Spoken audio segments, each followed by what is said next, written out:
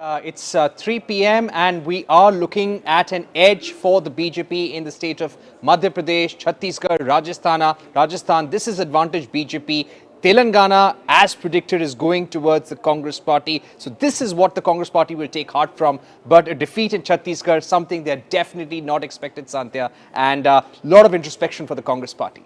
Yes, absolutely. And one thing, Parikshit, as we were discussing, I want to talk about is the soft Hindutva card which Bhupesh Baghel in Chhattisgarh and Kamal Nath in Madhya Pradesh, they played, but clearly it didn't work for them. Talking about Chhattisgarh, Bhupesh Baghel, first of all, he started this whole appeal of, first of all, going to the temples and paying visits to the temples. And one thing which I want to talk about is Ram One Path Gaman tourism circuit. That's what Bhupesh Baghel worked on. It was an ambitious project of Bhupesh Baghel and what he tried to do. So it's actually in Chandkhuri. This is a place where, according to our, scriptures, Mata Kaushalya, she was from that city. So that's the place where this tourism circuit came up. And Bhupesh Baghel was really depending on this particular approach of soft Hindutva, which didn't really work for him. Similarly, Kamal Nath, if you remember, few months before the elections, there was this video where he was seen cutting a cake, which had the picture of Hanuman temple, and that didn't work with the voters. So in order to correct the course, what he did, he presented himself as a Hanuman Bhakt. He was seen citing Hanuman Chalisa. Not just that, in his constituency, he built a Hanuman statue, which later Shivraj Singh Chauhan claimed that it was built by the BJP government, and Kamal Nath can go ahead and claim that he made the Red Fort, but that does not make it right. So right. both these leaders, they tried really hard to get into this whole soft Hindutva thing, which didn't work for them. And they clearly didn't take any lessons from what Rahul Gandhi did in 2019. He did the same thing. We all remember how he wore, the Janeu and all these things. So that's why they say. When you're trying to do something that the BJP has already done. Stick to what you know and stick to what you know. Stick to what you're best at. Yeah. Stick to the local issues. Do them well. And let's not forget, there is a major Ram Mandir inauguration which will also take place, and the country knows about this. This has been the BJP's strong plank. But just to look at the elections in great detail right now and what has worked so far, let's begin with the state of Chhattisgarh. Major gains by the BJP. They're comfortably in the driver's seat right now. Losses for the Congress, 34 seats down compared to last time if we speak about the early leads. Now, if we speak about certain segments of the population, how they have voted. Now, tribal votes are quite big in the state of Chhattisgarh and also for Madhya Pradesh and Rajasthan as well. It's also for Telangana. And this is a community that the BJP has significantly focused on in the last few months. In fact, there have been a lot of government schemes announced for tribal. So let's just see how the tribal vote has performed for all the parties. So you've got about 30 ST reserved and tribal seats in the state of Chhattisgarh. And here you've got BJP leading in about 18. And this is 15 up from last time. So clearly, whatever the BJP and the Prime Minister announced for the tribals, that has worked for them to some extent. And of course, there is another factor at play, Parikshit. More than what BJP did, it's also about what Congress did and didn't work for them. So last time, the reason Congress got all these tribal seats, barring I guess one or two, was because T.S. Singhdev, the one, he comes from the northern part of Chhattisgarh, has a very strong hold in Ambikapur and Sarguja sector of the tribal belt. So when he got all those votes for Congress, at that time, the people of that belt and even southern Chhattisgarh for that matter, they thought that they were electing the next chief minister of the state, which didn't happen. Okay, Bhupesh Baghel he's accused of bullying his way to that seat, and after that there was this unwritten pact which nobody actually came forward and accepted that was there, but there were statements that 2.5 years CM position sharing formula. T.S. Singhdev never got never got that. So that hampered Congress's chances in this tribal belt. Another thing, Aam Aadmi Party's presence in Bastar region, especially Parikshit, when I was there, I was in the Dantewada region. And there was this very popular thing, they used to say, Jhadu wala ko vote denge. So you can't see them winning anything, but they clearly cut Congress's votes. So another important factor there. And this has always been a problem with the Congress party.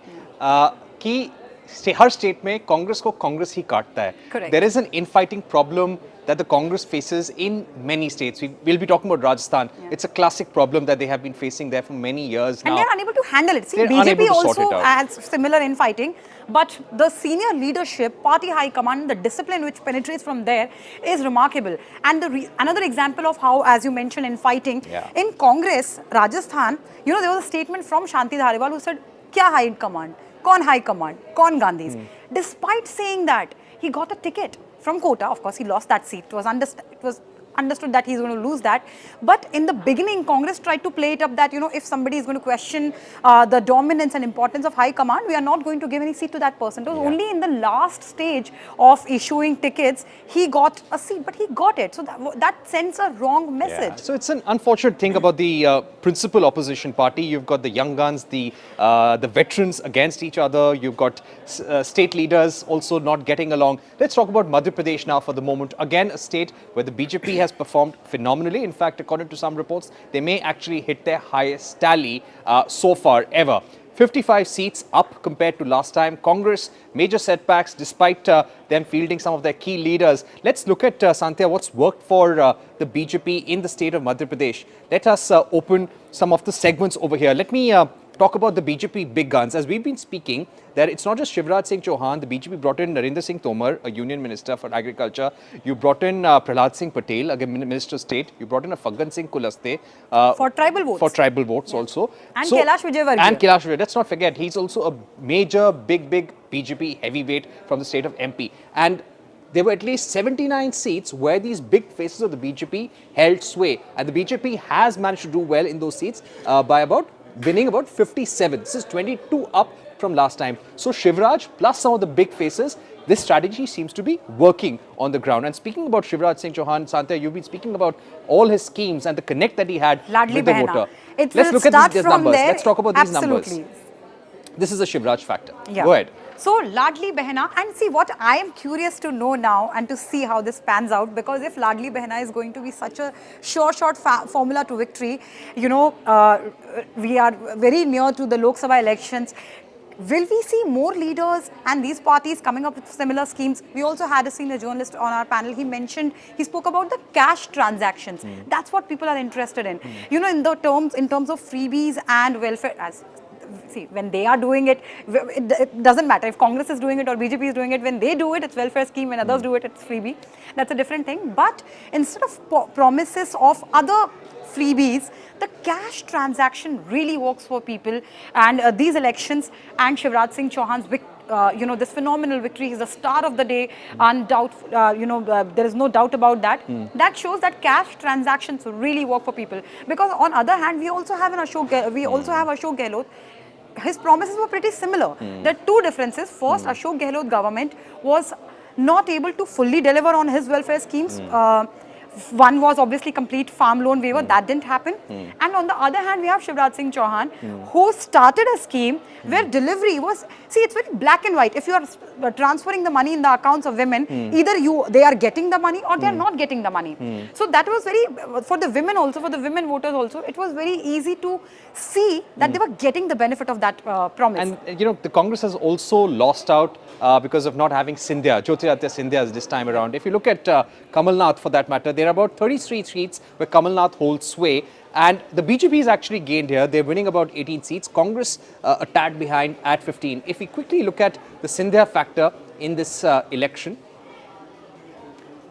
And the reason Scindia factor is important, because everybody was curious about it. See, when he went there, there was this whole Gaddar wala thing which happened. There were very unpleasant statements from both the sides. And then a few months after that, by-polls happened. And 3 of his close aides completely, fully lost those elections. Then there was at least 6 of his close aides who went back to Congress. So everybody was thinking that BJP will end up paying the price, or at least Scindia will end up paying the price of not being loyal to Congress, but that is... And we saw that interview of his a short while back also. So there were 41 seats where the Scindia factor was playing out, the BJP gaining in about 26. In fact, sources close to Jyotiraditya Scindia say that there were 15 seats where he was directly campaigning and direct loyalists were standing from, and they're clearly winning on all those seats. And this is in a way an answer to the Congress party also, because Scindia of course has this grudge that he did not get what he deserved in the Congress party. Do you think that Scindia is still a CM candidate, because he didn't contest the elections, but that's not necessary. Of course, he can.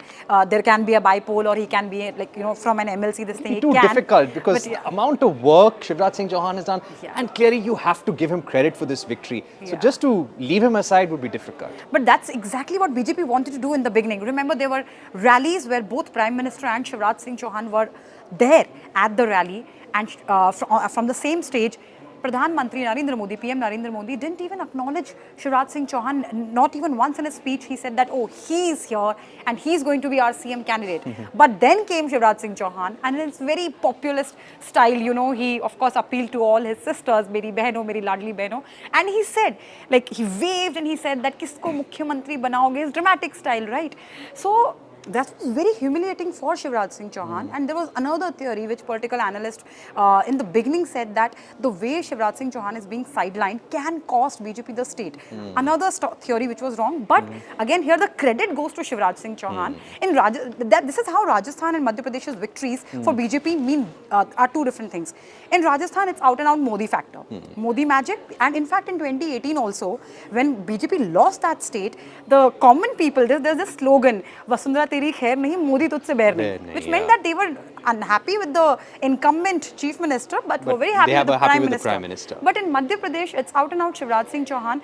Talking about the heavyweights, we also saw that Mr. Tomar is trailing. So, Mr. Kailash Vijayvargiya never showed actually any interest. He gave a very interesting statement that हमें तो लगा था कि यहाँ आना है, हम दिन में 8 रैली करेंगे, 5 चौपर से, 3 बाई रोड, और भाषण देंगे और चले जाएंगे. अब लड़ना है तो लड़ लेंगे. That is exactly what his statement was. So in MP, it's Shivraj Singh Chauhan. It's Shivraj Chauhan. You have to give it to him because he really campaigned and he has been the face of the party, and there has been a lot of good governance as well.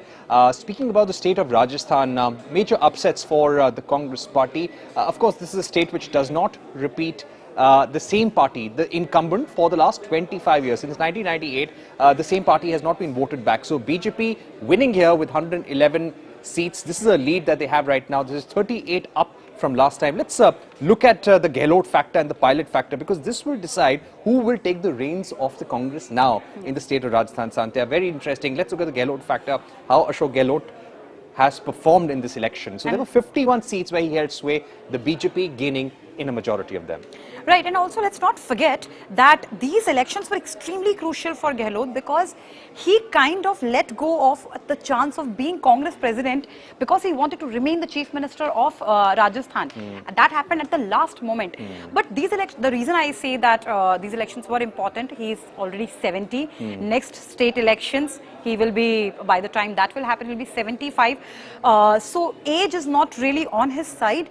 And his son, Vaibhav Gehlot, he's not a mass leader. Not a mass leader, not a strong leader in the state. Exactly. Also facing corruption charges. Ashok Gehlot tried really hard to, launch him, and that's one of the reasons why Pilot kind of, there's this conflict between Pilot and Gehlot.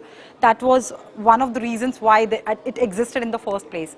So it was very important for Ashok Gehlot. Now one thing one can expect that, because now he doesn't have to govern Rajasthan anymore for at least next 5 years, if there's no changes whatsoever, then he'll fully focus on the Lok Sabha elections, and his role, it'll be important in the senior leadership. Correct. So for example, now in those 51 seats where Gehlot is important, the Congress is winning only about 14. So clearly they've not been able to capture the imagination of the voter. But if you look at the pilot factor, let's see how Pilot performed. But Pilot, by the way, last we checked, was trailing from Tonk. Yes. And that's the reason. So another thing about Tonk. So Tonk is called Lucknow, Rajasthan ka Lucknow. Tonk is an area, is a place, region, which is very sensitive, communally sensitive place. BJP tried to polarize that place also. Remember Ramesh Bhaduri, the MP who passed extremely controversial and unparliamentary comment against another MP, a Muslim MP in the parliament. BJP brought him to Tonk to polarize. See, talking about the population of Tonk, it's around 250,000. The Muslim population is around 65,000. So BJP did the math that there is no way we can win over most of the Muslim voters. So let's focus on our voters, and that's why Ramesh Biduri factor is kind of working, because Sachin Pilot, see, Gujars, like before the voting and during the campaigns, it was said that Pilot is going to damage Congress. And that clearly worked. Gujar votes are divided, and they are now swinging towards BJP. And what BJP did in order to get more and more Gujar votes, BJP gave ticket to Colonel Bhesla's son, late Colonel Bhesla's son, who was the face of Gujar reservation in the state. So we've got the Gujar votes up here. There were 24 seats where the Gujar factor was important, and the BJP gaining in about 14. If you speak about the Rajput factor, Santia, Rajput votes were 32 and BJP winning about 22. So they are getting the support of the Rajputs. But who will be the CM candidate? Vasundhara Raje was roped in at the last moment. Who do you think will get credit for this victory? And they have quite a few chases to choose from. Yes, problem of surplus, that's what we are talking about. See, Rajputs, coming back to your first question, Rajputs were always BJP's traditional vote bank. But in the beginning, the way Vasundhara Raje Scindia was sidelined, and her close aides, most of them are Rajputs, were sidelined.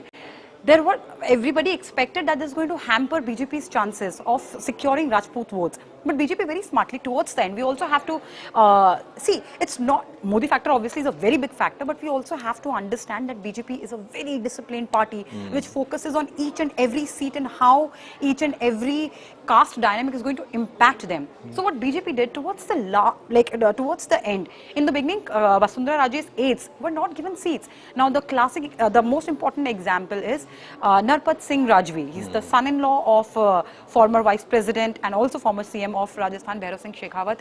He used to contest from Vidyadhar Nagar. His seat was actually given to Princess Diya Kumari. And then there was a lot of anger. And then and there are a couple of more examples. But then BJP must have realized that this is not going to work out, because Rajput votes. Diya Kumari is a Rajput, Vasundhara is a Rajput, Rajvi is a Rajput. So that's going to hamper. So what they did, they gave Narpat Singh Dalvi, he contested from Chittorgarh, another place where Rajput votes are, are very high. Right. So BJP cracked that formula. Right. Lastly, speaking about Telangana, people were saying this is expected. You had a party, the BRS, which was in power for the last 10 years. They came on the plank of being able to lead the Telangana bandwagon, making sure that the state of Telangana is formed. But somehow they ran out of steam this year. And of course, anti-incumbency, agrarian distress were all an issue in Telangana. This is where they stood at 2018. 88 for the BRS, 46% of the vote share. Congress at 19, AIMIM 7, BJP was just 1. See how things have changed this time around. 2023, Congress at 69, gaining 50 seats. Now, this was a state that the Congress had before the formation of Telangana. The Congress wanted to credit itself for the formation of Telangana, but that did not happen. The voters really had credited the TRS, which is now the BRS. But the KCR factor has not worked this time. Santia, we'll only look at the KCR factor now. Let's just to see what sway he had on the voter this time around, and not really good.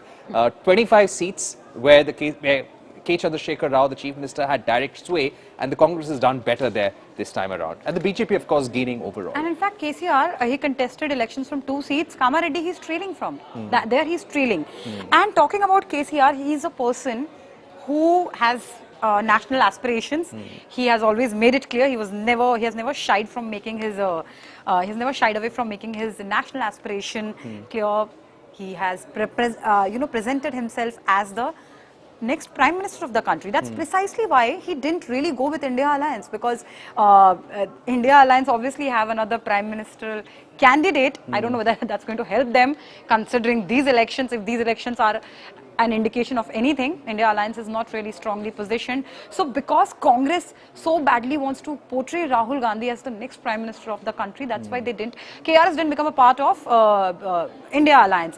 But other than that, KCR, obviously there was fatigue, there was anti-incumbency. He also was spreading his wings in Maharashtra. So maybe the lack of focus could have, and then Congress, obviously there was a lot going on for Congress. Revnath Reddy was there. But one thing, despite Congress securing majority in this state, BJP is still doing better, comparatively better. Last time they secured only 1 seat, but now they have 9. Another party that gives them an edge in Lok Sabha. Absolutely. But another party is Overseas Party. What happened there? I mean, I'm surprised there because OVC, first of all, 2 things this time. They contested, that party, AIMIM, contested from 9 seats as compared to the 7 seats of 2018. Very openly, OVC said that KCR will become the chief minister of the state again. And not just that, he should become the prime minister. The Congress have gained on the Muslim seats in so Telangana. Here, AIMIM is actually, not performing the way it would have. So this really gives the India Alliance a lot to think about. They're meeting on the 6th of December. Clearly, they've got their work cut out. Things are not strong for them on the ground. They've got a lot to put together, and also somehow this reduces the bargaining capacity of Congress in the India Alliance. And see, and this whole argument that, oh, our focus, because India Alliance, every single time anybody, any journalist especially, meets or speaks to an India Alliance leader, the question is, how exactly are you going to work out your seat sharing formula? Because in many states, you have similar interests and similar aspirations and whatnot. So but at Karnataka that time, victory helped them in Telangana to some extent. It was a spillover effect. Correct. But so what they say, that our focus is on Lok Sabha. Vidhan Sabha will go our own way. But that sends a wrong message, because we saw what happened in MP with Samajwadi Party, Akhilesh Yadav. That cannot give voters any confidence. You cannot give mixed signals. So that's where we'll leave it for the moment. A brief talk about the Bharat Jodo impact. This is about Madhya Pradesh. We'll give you a pan state picture also. But there were 30 states where Rahul Gandhi had taken his yatra, the Bharat Jodo Yatra. Now, out of those 30 seats, BJP is leading in about 25 seats. So, Bharat Jodo impact, if we see, was limited in these elections, perhaps barring the state of Telangana, where some regional factors have worked well. We'll have to leave it at Santia, but it was great talking to you, and we'll keep discussing the big picture in the next few hours.